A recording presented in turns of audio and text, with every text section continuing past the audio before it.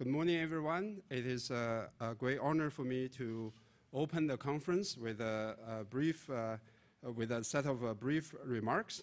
And first of all, I'd like to welcome you to MIT Sloan, to the second annual MIT Sloan Asia Business Conference. I also welcome you to the cold weather of Boston. In Boston, we have two seasons, summer and winter. There's nothing in between. And today is a culmination of many months of hard work by our students. Excellent, we have some world's best MBA students, faculty members, people from the Dean's Office, such as Alan White. And I'm greatly honored to be part of this event. And we're also very excited that you're here and you will have the opportunity to participate in many activities as you can today to learn about Asian business practices and the roles of Asian companies in the world economy today. Over the past few decades, MIT Sloan School has built a strong connection to Asia and the Asian business community. Alan went to China in 79 or 78, so just as China was beginning to open to the outside world, and we have had collaborations with Chinese business schools since the mid-1990s. So we have a very strong presence in Asia through these collaborative activities, such as Sloan Fellows Program, International Faculty Fellows Program. As Patty pointed out, I run China Lab and India Lab, and also we have a very successful course known as a Global Entrepreneurship Lab. Each year we have about 70 students who go to Asia to work on various consulting engagements with local entrepreneurs. So there's just a tremendous amount of activity connecting us to Asia, not just at the university level, but also at the level of business and economy. So this conference is one of the many activities that we do related to Asia. It is designed to foster stronger ties between MIT Sloan and Asia. As Patty pointed out, MIT is famous as a leader in both entrepreneurship and innovation. And because of that, we think it is just fitting to have this year's conference theme on innovation frontier in Asia. This theme captures the range of subjects we hope to explore with you today, ranging from high-tech, financial reforms, innovation, clean technology, consumer retail, to brand building in the global market.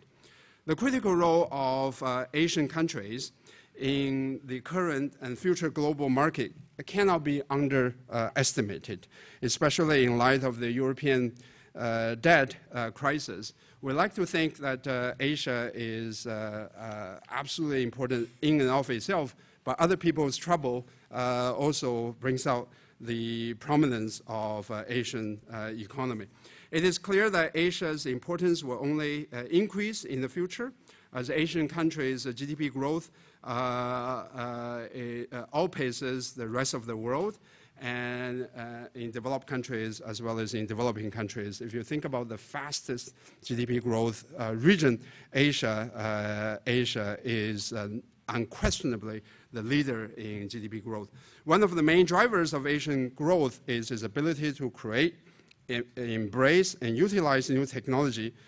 As many of you know, Asian companies and entrepreneurs are innovating at incredibly high speed in different ways, and that allows them to compete with global rivals and to lead them and to leapfrog the established companies as well. High-tech companies such as Lenovo have and are continuing to invest millions of dollars in R&D so they can be at the forefront of global high-tech ecosystem. So let me say something about some of the people who are present today. let me point out that Asian economy is not just fueled by technology alone.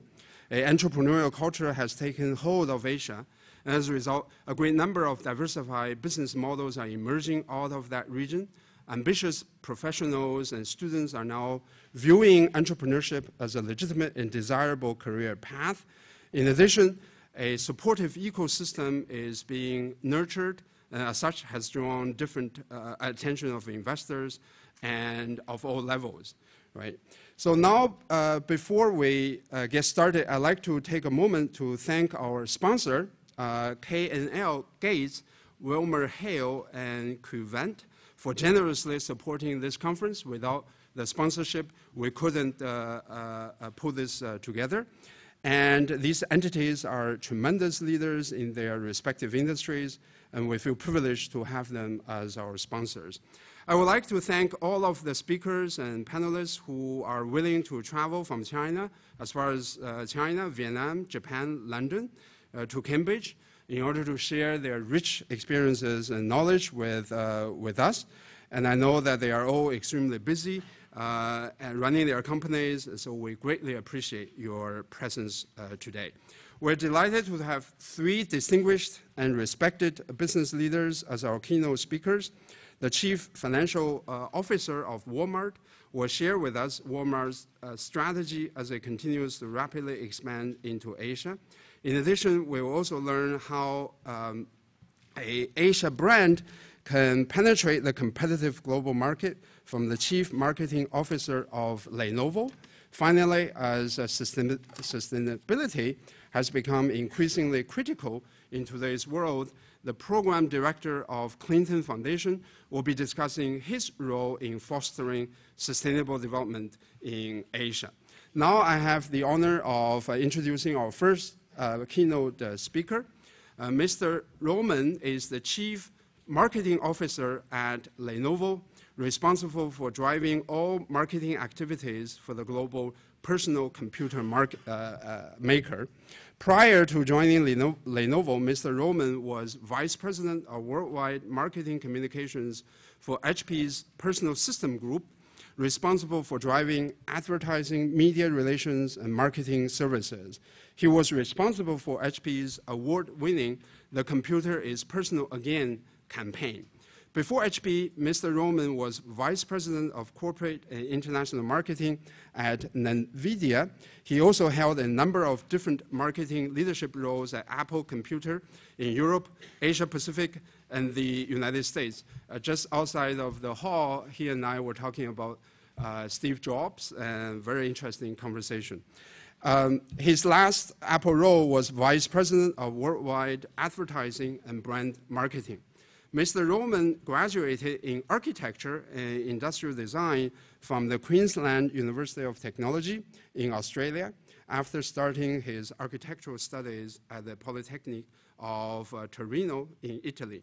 He also pursued executive MBA studies at INSEAD in Paris. Please join me in welcoming Mr. Roman.